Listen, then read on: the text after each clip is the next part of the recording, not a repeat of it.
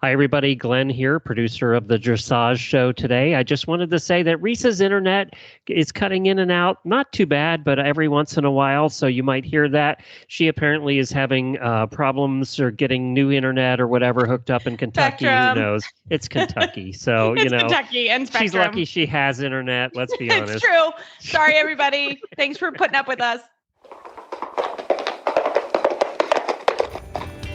You are listening to the Horse Radio Network, part of the Equine Network family. This is episode 750 of the Dressage Radio Show, official podcast of the United States Dressage Federation on the Horse Radio Network, brought to you by Kentucky Performance Products. Samantha Clark joins us to tell us all about Olympic eventing at the amazing Versailles and many new Olympic records. Heather Peterson, who is a USEF R Technical Delegate, explains what actions we should take if we find ourselves in uncomfortable situations at shows or clinics. Listen in.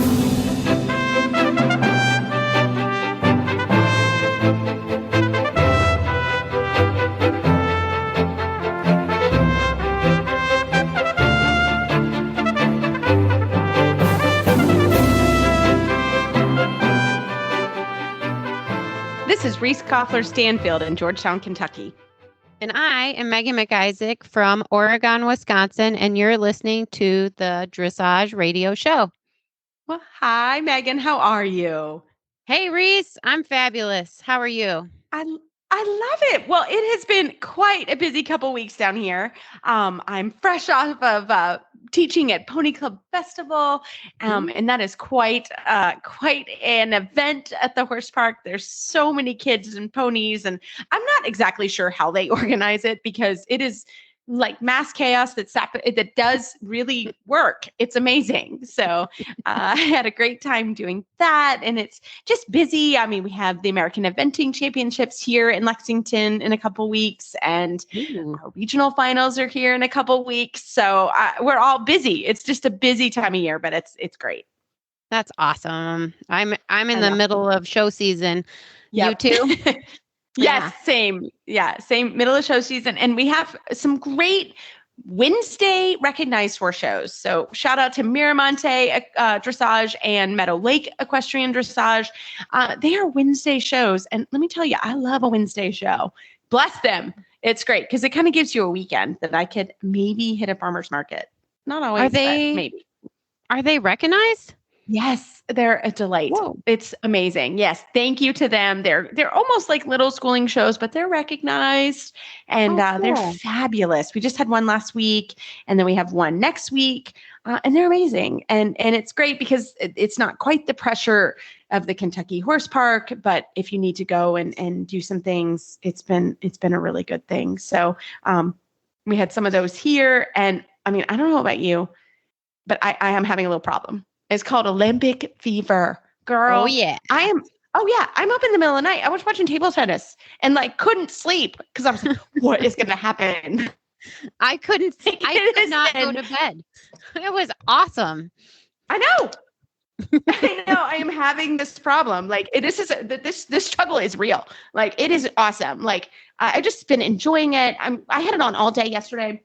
I finally actually had a little bit of time off yesterday, which was quite delightful. And we finally got some rain. So it was kind of a rainy Sunday afternoon. Girl, I curled up with the Olympics. Our book, Riding Through from Debbie McDonald, our book club book. I was in heaven. I was so happy. My husband, he even was like, you look so happy. I'm like, I know. I'm watching the Olympics. I'm reading about dressage. It is raining, so I don't feel like I should do anything else. It was delightful. So loved it. Perfect. So, what'd you think about the opening ceremony? Loved it. Loved the boats. I was just literally on the edge of my seat, cheering for every nation. I think because you and I know how difficult it is, and our riders that are getting ready for Young Riders is actually this week. So good luck to everyone going to Young Riders. And then we have a week off and then Festival of Champions. So, and then our regionals and nationals. So I know everyone is working really hard right now. And I think we as equestrians can all, because we're working toward a goal and we do a sport that is difficult. And I think we all can recognize how difficult it is to make the Olympics and these stories. And it's just so fun to watch. And we have an amazing Samantha Clark is going to go through the eventing portion. It just wrapped up today. So we are, just so everyone knows what time it is and where we are, we're recording on a Monday. So eventing literally wrapped up today and dressage is starting tomorrow. And all I got to say is Adrian Lyle in Helix, owned by Zen Elite Equestrian. And I love this because he is cared for by Maria LeMay. That's his groom. I love it now that we're recognizing the grooms because they are working just as hard right now over there. Adrian Lyle goes tomorrow along with Marcus Urlaub on Jane, who's owned by Alice Tarjan and is taken care of by Allison Neiman. She goes tomorrow. Super excited. And then Stefan Peters is our anchor. And we're excited. Stefan is there. And I don't know if you saw him at the opening ceremonies. He was on the TV. I took a picture for him and Endel Otts, and I sent it to them. So he's riding Super Casper. He is going to be our anchor. We know he's going to deliver. He's been to amazing amount of Olympics. And I think he's the oldest American athlete. Go Stefan. Like, so proud of him. And he's riding Super Casper, and he is owned by Four Winds Farm, Akiko Yamazuki, cared for by Eddie Garcia, and Eddie's amazing. He has been here at my farm, and he's the coolest guy. He's so much fun, and he loves Super Casper. It's so fun. And Endel Otts is there. He is riding Bohemian, and also owned by Zen Elite Equestrian, cared for by Caroline Hornham. And it's going to be so fun to see all of those guys going and doing their thing. They start tomorrow. And I just think that's going to be so fun to watch. What other combinations are you excited to see, Megan? I love Catherine DeFore and freestyle. I'm really excited. Oh, this is going to be so fun to see them. And I'm a huge girl fan. Yep. That's going to be. Yes, Catherine DeFore is amazing. She's phenomenal. So, and I posted this on my Facebook page, but basically what's going to happen is there's a group A, there's groups, right? And so all the riders are grouped, and depending on where your nation falls in the order. So we actually go day one, group B is the first American to go, and that's going to be Marcus. And that horse, I mean, I don't know if you've seen him ride, Jane, but this horse is arguably the most, just a beautiful horse to watch. She has such talent. She's so amazing. She's going to go actually tomorrow morning. So if you're up nice and early, that will be fantastic. I don't know if you guys can hear, but my little Winston is having a drink. I don't know if you can hear it, but Winston had to have a little break. So if you hear a little dog water, that's my dog. That's Winston. He's here for every podcast. He needed a break apparently, but I'm super excited. So so Fame, Carl Hester goes in Group A. That's going to be super fun to watch. It's going to be great to watch that. And you've got some individual riders tomorrow, and then Adrian Lyle is actually in Group C, which is super cool on Helix. Adrian's so good. She is going to put an amazing test down for sure. So we're really looking forward to Carl Hester and Fame on Group A tomorrow. So there's basically, if you look at the list, the way so the teams all go in groups, and depending on what they drew, and then also depending on individuals. So Carl Hester is in that first group. He's going to be super interesting to watch. Jane, Marcus Urlaub is in Group B, which is going to be super. Awesome. And then, so in Group 3, getting better. Yeah. Sorry. Bluetooth. Yeah, no. Bluetooth and Frederick Wanderers, fabulous. We got to see him a ton in Florida, and I expect quite a good test from him.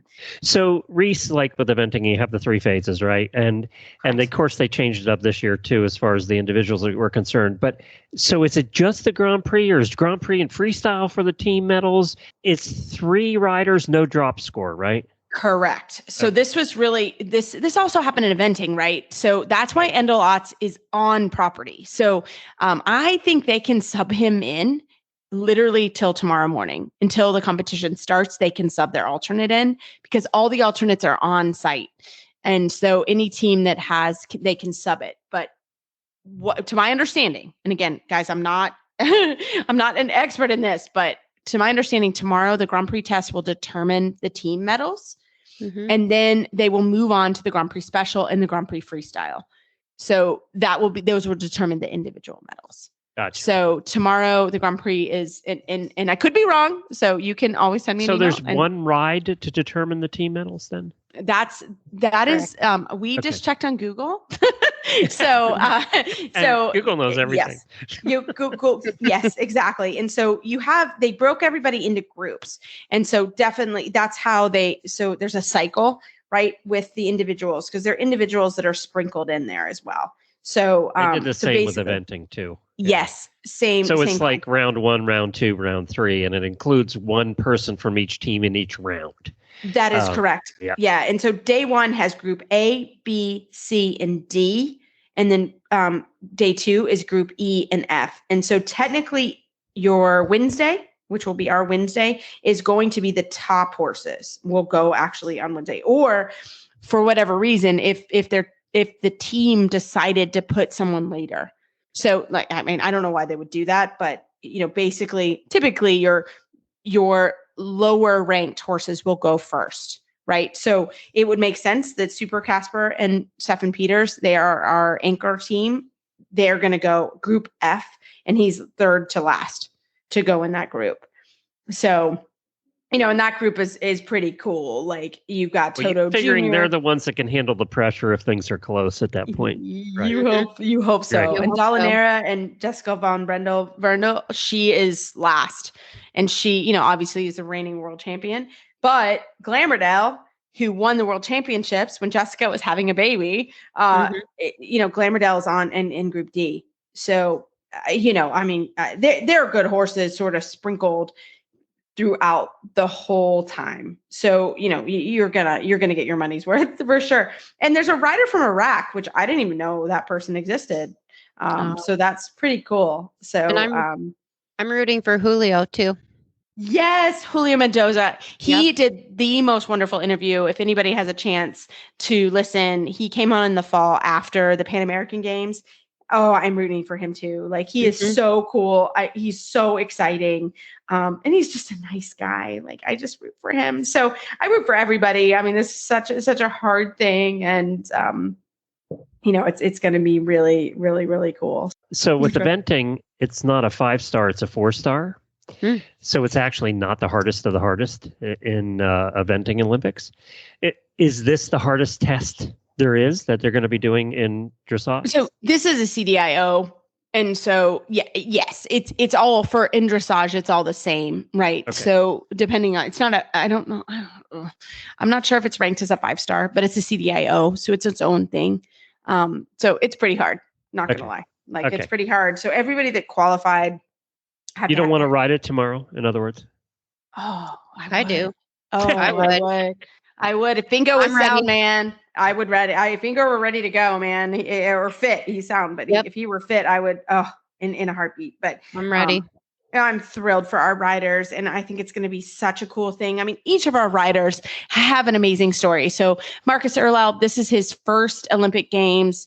Actually, he's not ridden that many international Grand Prix, probably 6. So he's fairly green, and so is Jane, but that horse is incredible. Mm-hmm. It is an incredible animal. Like she is beautiful, and just watching him, you just get goosebumps that they're dancing. Adrian Lyle and Helix, they're still a new partnership. They kind of got together. Well, first of all, Adrian's superhuman. She's amazing. I can't wait to get her on. She had a baby in September. I mean, she's amazing, right? She gets a new horse in January. I think they got this horse in 2. She had 2. And then this horse is the one, the other one, this is the one that made it. And I mean, Adrian is so experienced. I mean, she rode in London, she rode in Rio. She rode, she's so experienced. So, and the horse is also experienced. So I really think that they have a lovely partnership. And then Stefan and Super Casper. I mean, they just dance. I mean, it's just going to be fun to watch this team. I just think they're going to do great. And I think, like Megan said, freestyle, I'm excited for Isabel and Wendy. I mean, Isabel's she's the GOAT. She's so amazing. She is the GOAT. It's going to be so fun to watch her dance. I mean, it's just everyone. And Versailles is so beautiful, and watching everything there. I'm just excited. I think everyone's going to enjoy the Samantha Clark interview from today, because Samantha was just wait. You're just going to have so much excitement compared to what's going on. There were a ton of Olympic records set and evented. A ton of Olympic records, and the facility, including dressage. Gorgeous.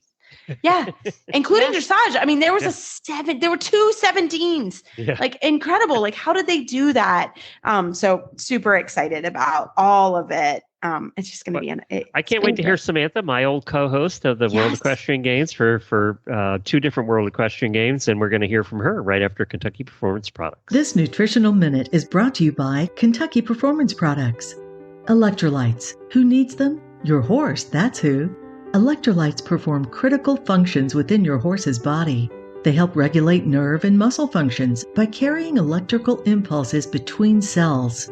In addition, electrolytes assist the body in maintaining a healthy fluid balance by controlling your horse's desire to drink. When your horse loses significant amounts of electrolytes and fluids, problems such as dehydration, muscle cramping, fatigue, tying up, and colic may occur. Even in mild forms, these conditions can have a negative impact on your horse's ability to perform and recover after exercise. Horses that are ridden regularly, or those that live in hot, humid climates, may lose more electrolytes than their bodies are capable of replacing with a normal diet. In these instances, it is necessary to replenish lost electrolytes and keep your horse drinking. Summer Games Electrolyte replenishes the electrolytes and trace minerals lost when your horse sweats, and it stimulates the thirst response so your horse continues to drink and stay properly hydrated. Summer Games was developed for the 1996 Summer Olympics in Atlanta. Trust Summer Games Electrolyte to protect your horse when the going gets hot. To learn more, visit kppusa.com. Got questions about your feeding program? We can help. Email Karen at questions@kppusa.com or call us at 859-873-2974. Well, today we are so excited to have friend of the Horse Radio Network and my friend as well, Samantha Clark, on the line from Paris. Hi, Samantha. How are you? Oh my gosh! I wish I could answer in French instead of being passive. I am really well. I feel like I'm on cloud 9. I haven't ridden anything, but I feel like I've won a medal. I never want to come down. I don't know if I ever want to come home. It's been the most. We've just wrapped up the final day of the eventing, both the team medals and the individuals, and it's just been incredible. It has been the most amazing weekend of sport, and I've been pretty spoiled. I've been to badminton, I've been to Burley, but Versailles has knocked it out of the park. It's been absolutely wonderful. Every single thing.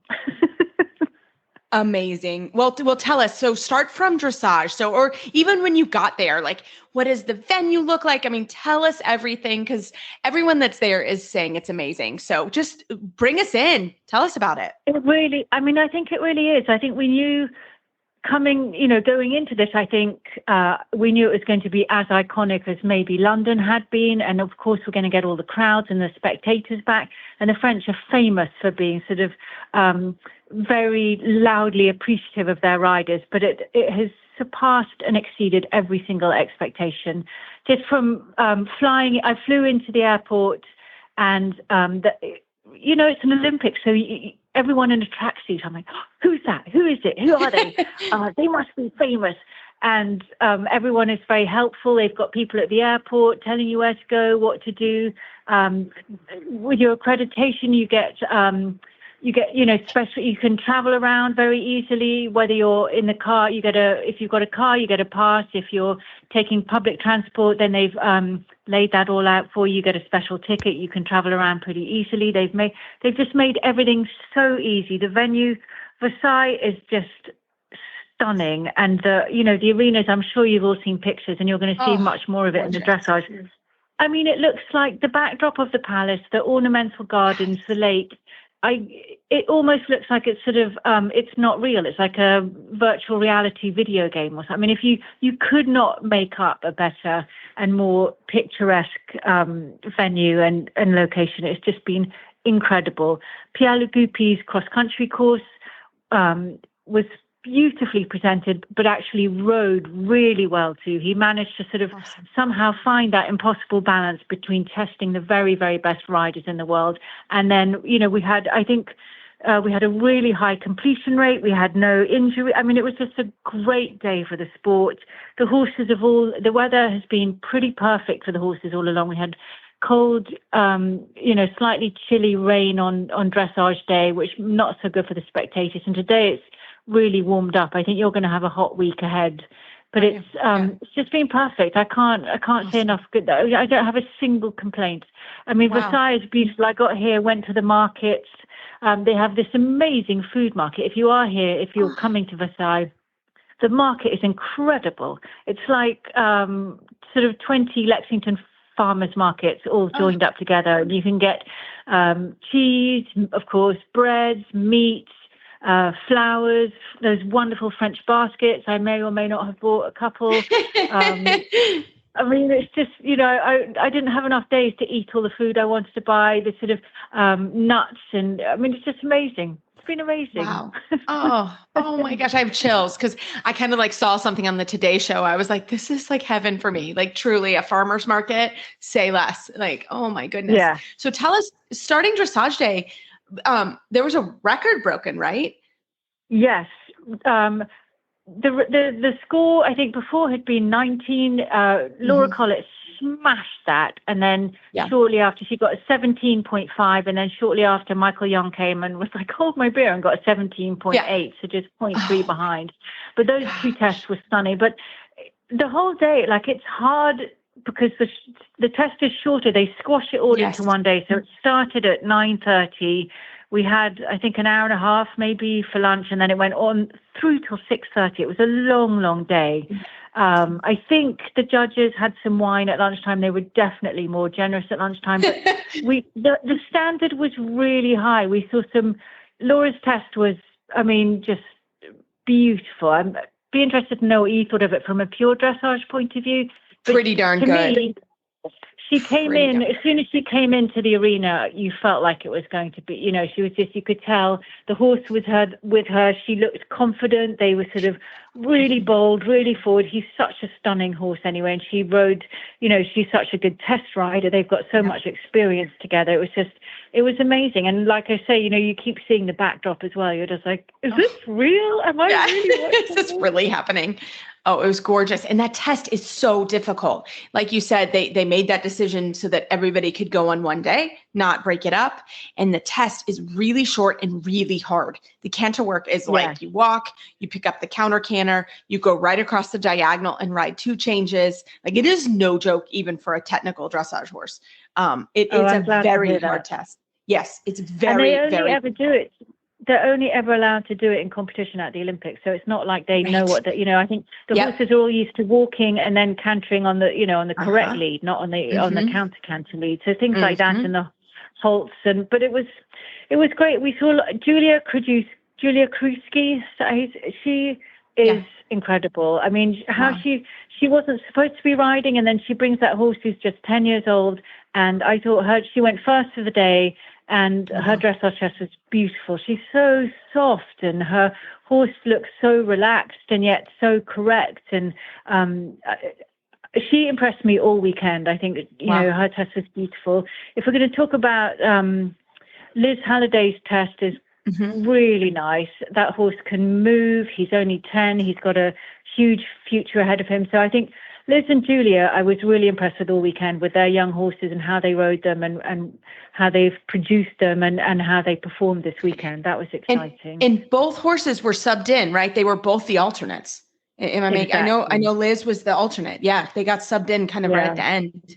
So, Samantha, I think we have to mention quickly, I think our heart goes out to Will Coleman, who sort of arrived here with 2 horses and was in with a real live chance on either of them, and then ended up not riding. It's just, as much as it's been fantastic this weekend, horses will break your heart over and over and over again. And we all would have loved to see him ride, but, Liz stepped up at the very last minute and has done a fantastic job.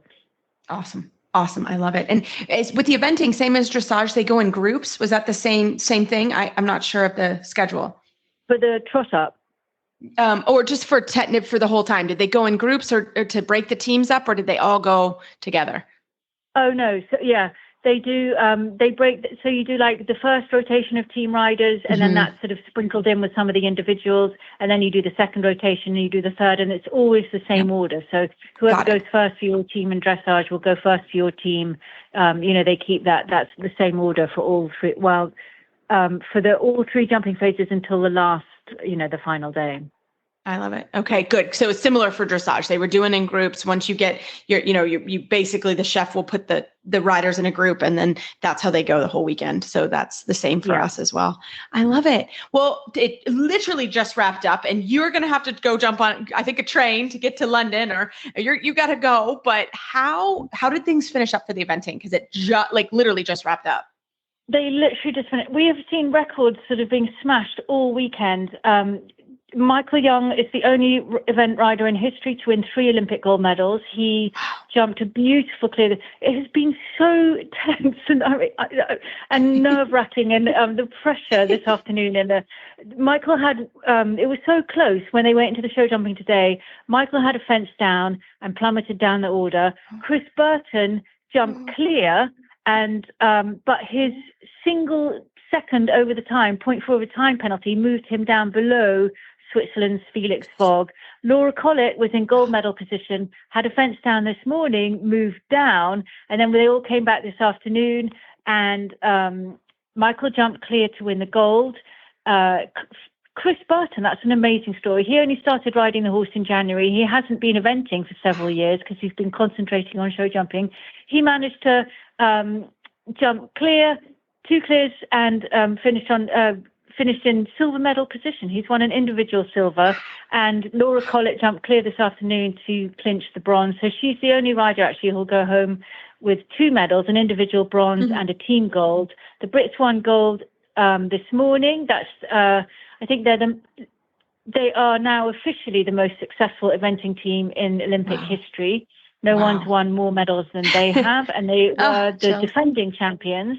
I know, it's just been, I was sort of trying to make sense of it all in my head, and I've been trying to trying to type out a report, but where do I even start? Where do you even start? And then the team, silver and bronze?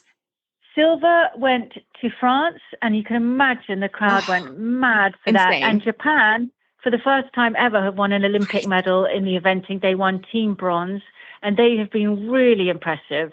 But the riding all weekend has been, I suppose you expected an Olympics, but it just has been a real pleasure to watch. The horses have looked really happy.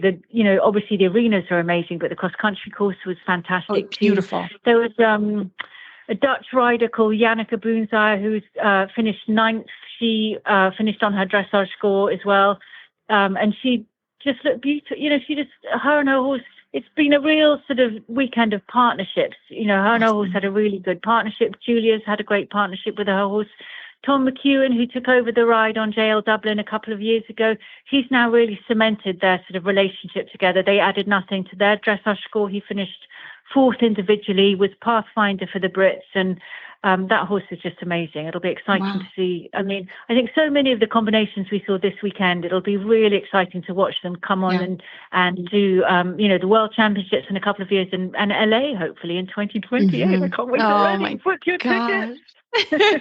and for our final question, how did Boyd, and because that's a really amazing story, right? That's a tearjerker. That has been one of the emotional stories of the weekend. Boyd took over the ride on Annie Goodwin's horse when she passed away, right? And she was always sort of convinced that horse was going to be an Olympic horse. And here he is. I think it's 3 years later. Their dressage, if I'm honest, they were probably disappointed with. Silver Martin, his wife, is an excellent dressage trainer and trains Boyd.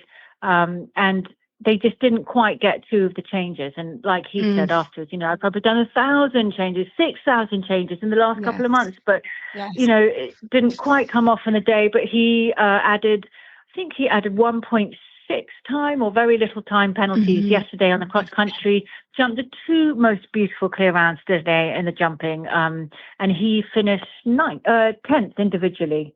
Wow. Funny enough, he finished on the same score. 10th in the world, finished on the same score as Julia Kruski, who is just slightly slower cross country, so he finished ahead of her. But the top 10 are all, amazing. It's been really amazing. Oh my goodness! Liz jumped again this afternoon, and she jumped. She had one down this afternoon. I'm just finding she can't remember. Anyway, it was great. The Americans did really well. It probably isn't the result on paper that they wanted, but considering what we had to go through with losing Will and then subbing, but it's been really, really good. Oh, I love it. Well, Samantha, thank you so much for this report. I've had chills the whole time. It's been so fun to watch. It was actually on here like during the day yesterday, and I just was glued, and it was amazing. The course looked beautiful. Oh, so I can't wait to get home. I can't wait to get home and watch all the rest of it on TV and just pour myself a glass of French wine. And I'm coming. I can't eat any more cheese or bread, but I can't wait to just sit and watch it and just sort of revel in it. It's the most wonderful, beautiful, and wonderful sport. Love it. I'm coming over for sure. Well, Samantha, safe travels home, and thank you so much for your report today. You're very, very welcome. It's been so much fun to chat. Talk to you soon. Savvy Feeder is the pasture hay feeder made with the industry's best poly materials and is safe on teeth, lips, and gums. It is freestanding. It is so safe for shod horses and enables horse owners to slow feed hay in a low, natural foraging position anywhere. I use mine every day. Bingo is eating out of his right now. And the Savvy Feeders are faster to fill than hay nets or hay bags, and they make hay meals typically last hours longer, mimicking foraging for grass, keeping the GI tract active, and will save you money. There are 3 grades to accommodate hay types. Savvy Feeders are invented, assembled, and distributed by horse people for horse people in the USA. There are 30 days, 100% customer satisfaction guaranteed, and replacement parts available, meaning your feeders last for many years. Order your horse a Savvy Feeder today. Order yours today at savvyhorseproducts.com.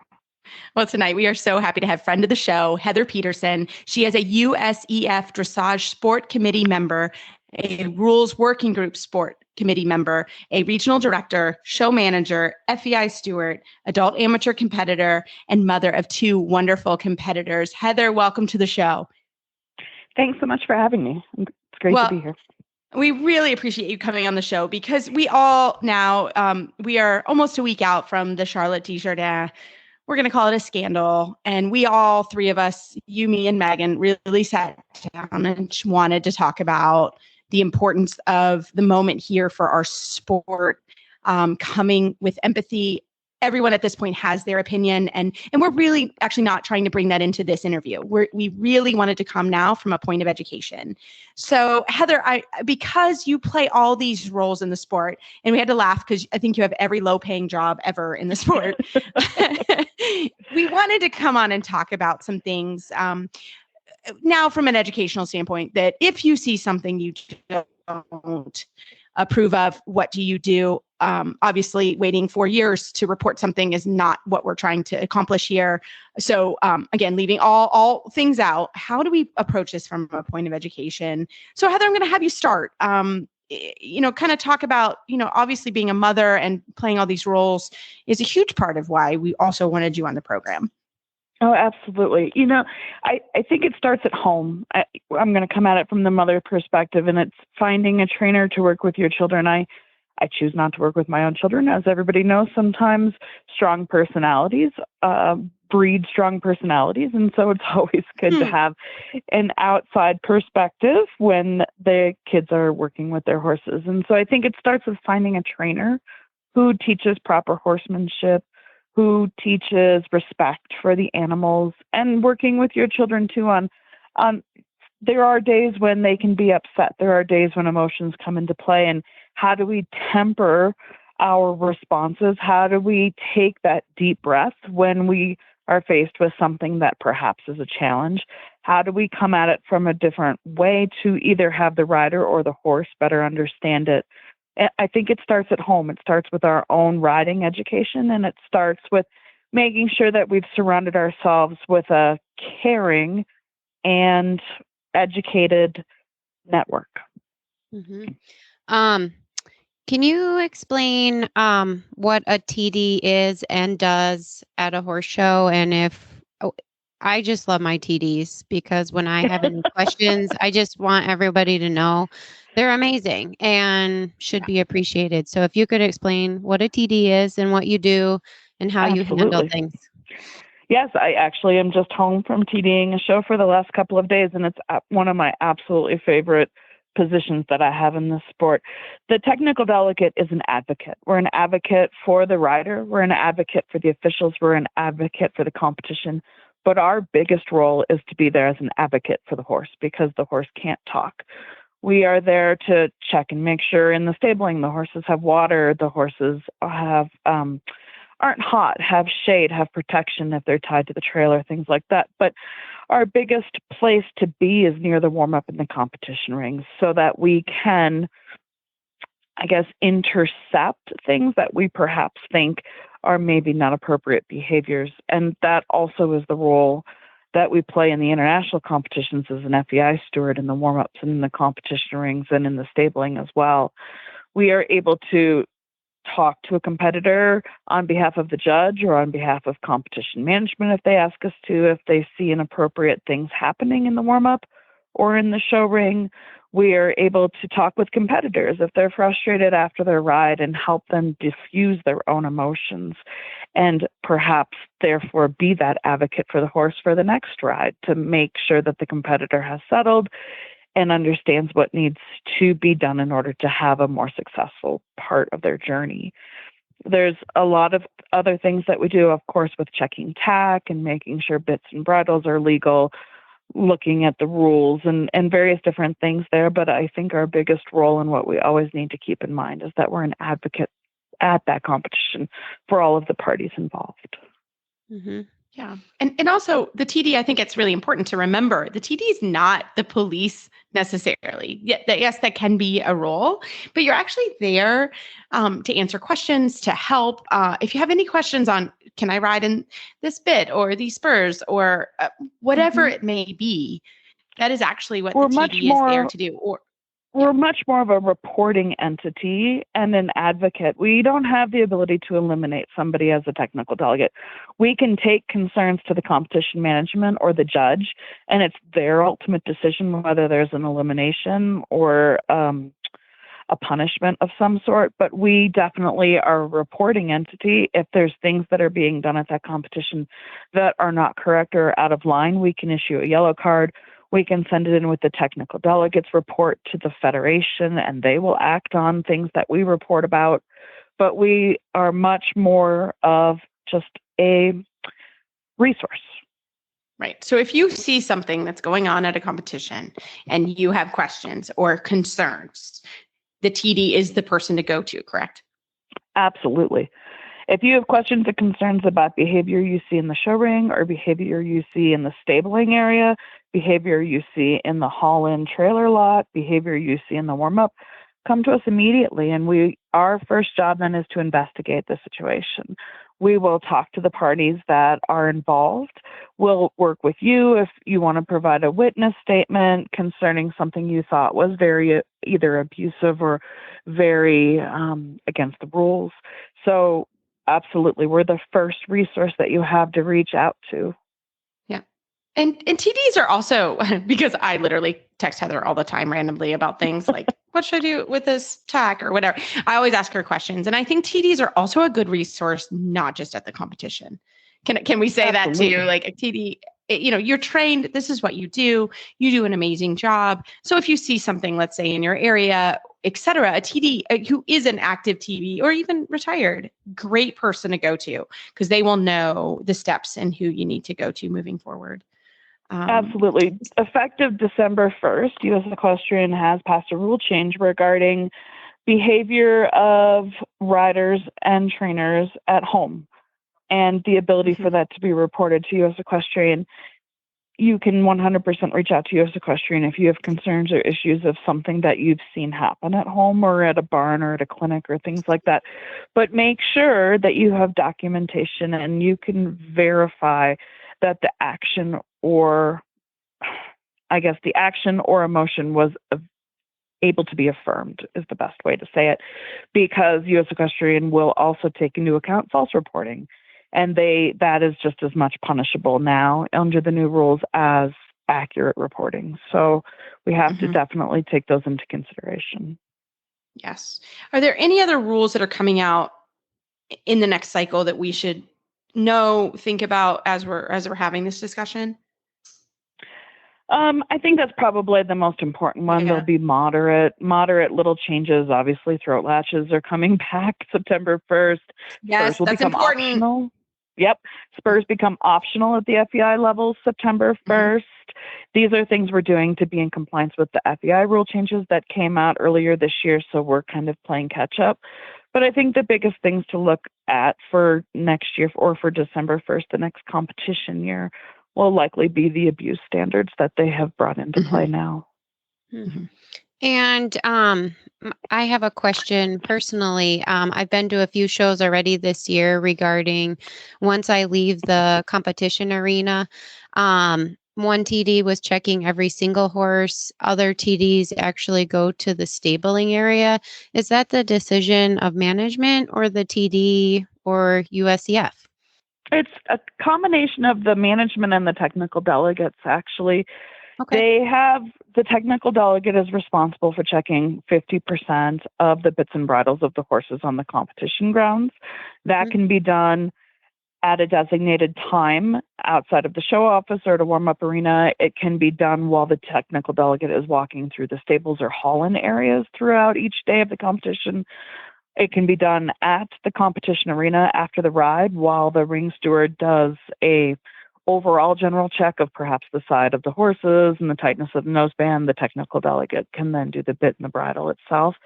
It very much depends on how each technical delegate and how each competition wants to handle it. Okay. And I have a young horse that I don't really want fingers going in her mouth. May I ask the TD to come back to the barn with me? You absolutely can. They may say that, well, let's give it a go and at least attempt to do it by the competition arena if it's something new for the young horse. But you can also very much take your bridle to the TD before you ride and say, hey, do you mind checking my bit and bridle now and marking me off of your list so that when you come out of the ring, the only thing the ring steward needs to check perhaps is either a spot check of your noseband tightness and the sides of the horse for spurs and the length of the whip and maybe an ear bonnet. The TD still could have the option to do a spot check of the bridle and the bit. But at that point in time, you could also say, I'd really love it if we could go back to the barn and take it off there. Oh, thank you. I did not know that. Yeah, absolutely. No, again, I think this goes back to the TD steward. They're really there to be pro-competitor and to help. And I didn't know this actually as much as I know now because Heather and I are on the rules working group together, and we work a lot on these rules. And we work a lot with stewards and judges, and there's a lot of thought that goes into this. Sometimes they're more complicated than they seem. Obviously this new rule coming in December, it was a pretty complicated rule to go through. And it was looked at by all parties. Literally everyone got a look at that. And so I think it is important that, we know that, and again, if you want to bring a rule change, that's a good point, Heather. If you want to bring a rule change, how do you do it? I think the best way to do it in the sport of dressage is to first come forward to the U.S. Dressage Federation. We can put forward rule changes through the various committees up to our rules working group, or you can bring it directly to the Dressage Sport Committee or to Janine Malone as the chair of the rules working group for dressage for U.S. Equestrian, addressing any three of those entities and writing it out, the details that you would like to see changed, and bring it forward to even to Reese or myself, anybody on that rules working group. We can bring forward suggested changes to Janine as our chair or to the Dressage Sport Committee as a whole to look at for proposals going forward. Yeah, which I think is good. And then just a last thing, I think, and this is not to, again, this is a tough topic, but it made me think about it because literally on Monday, I was coaching a kid. It was a young kid. We were at Pony Club Festival, and last ride of the day, she had been there. They'd been there 2 weeks.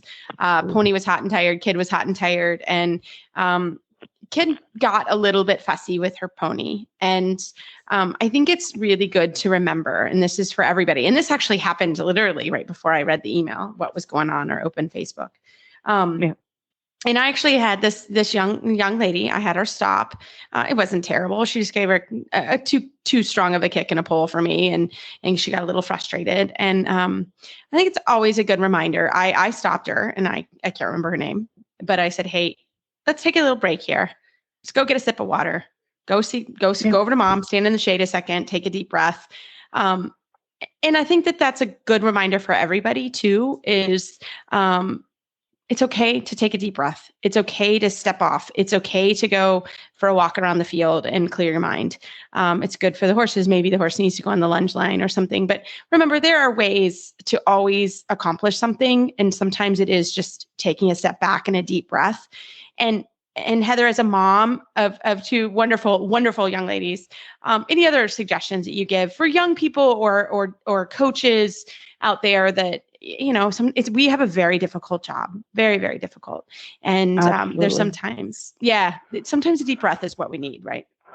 I think whether you're at home or at the competition or at a clinic, if things start to spiral downward, it's very important to stop, take a deep breath. If you see a coach getting frustrated with a student in the warm-up and the student isn't having a great ride, it's totally okay to go to the TD or yourself if you're comfortable with it, which we are going to encourage a lot of people to be an advocate for your friends, your family, and your horses. And don't be afraid to walk up to somebody and say, hey, can we just take a deep breath for a moment? And, maybe it's time for a quick walk break or something. As a trainer, it might be more easy to go to another trainer and say that to somebody. If you're an amateur or a junior, come find your trainer, or come find the TD, or come find the show manager, or come find the clinician or the organizer of the clinic if you're at a clinic, and just say, hey, do you think maybe you could ask them to take a quick walk break? Or maybe we need to replace the batteries in the microphone, so that everybody just takes a deep breath and just everybody has a moment to walk and clear their minds. I think that there's a lot of ways that you can approach a situation where people have emotions at play. And there's a lot of people who understand those situations and are willing to help as well.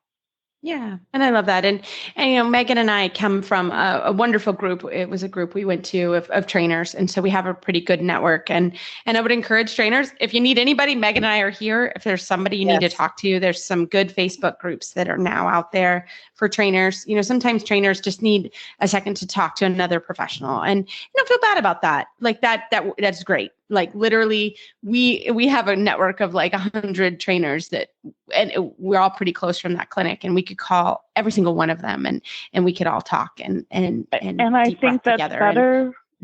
I think that's better than airing our grievances. And I'm just going to repeat this as we come into an Olympic cycle where we're under scrutiny, whether our sport even continues in the Olympics in the future with the IOC. I think we're better to go to each other and talk face to face like we used to do, rather than going and airing our grievances on social media.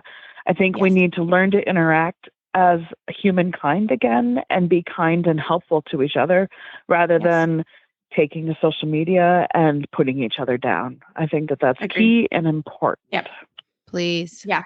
Say less. Well, and that's what our show is here for. And we hope we give you some ideas and maybe some ways to handle things. And I think you both, and this was a topic we needed to cover. And we all really thought about how we should cover it. And we hope it helps. And again, please feel free to reach out to any one of us on this call or on this interview. We're all here, and we really will help. And we're here in every way we can. So Heather, how can our listeners find you online? If they have any more questions. My email address, if you ever want to reach out and email me, is slush, like the snowy rain mixture. I'm just going to define that. At DRGW, which is Denver Rio Grande Western. It's a railroad, if you know my husband. Slush at drgw.net. And then I'm on Facebook, Heather Peterson. I think I'm on Instagram as well, Heather at 2 White Feet. But feel free to email me at any point in time or message me on Facebook. So fantastic. Thank you so much, Heather. Thank you, Heather. You're welcome. Thank you, ladies, so much. So we just wanted to remind everybody we have the Riding Through with Debbie McDonald book as our book club, where this is in combination with USEF. We're so excited about it. And Debbie's, a little busy, maybe, coaching Adrian at the Olympic Games. So as soon as she gets back, we're really looking forward to getting together and having Debbie on the show and going through the book. So we hope you're reading and you're enjoying. As always, you can find our show notes and links to today's guests on our page at horseradionetwork.com. Search Dressage Radio Show. Like us on Facebook, just search Dressage Radio Show. My website is maplecrestfarmky.com and my email is reese@horseradionetwork.com. And my website is lindenhoff.com and my email is lindenhoffllc@gmail.com. We'd like to thank our friends and show sponsors, Kentucky Performance Products and Savvy Feeders. If you'd like to support our show and the Horse Radio Network, you can do that through the auditor program found at horseradionetwork.com. Keep on kicking on until the next show. Talk to you soon.